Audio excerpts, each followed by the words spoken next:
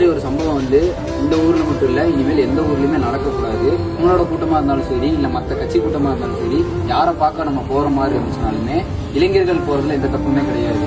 தாய்மார்களையும் கர்ப்பிணி பெண்களையும் நம்ம கூட்டிட்டு போறது நமக்கே ஒரு புரிதல் இருக்கணும். அஞ்சலி செலுத்துறதா நம்ம வந்திருக்கோம்.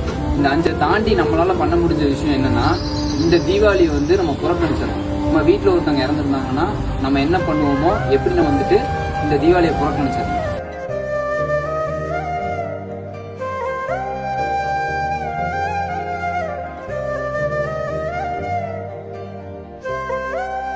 பொதுமக்களுக்கு ஒரு கோரிக்கையா வைக்கிறோம், ஒரு கோரிக்கையா வைக்கிறோம்.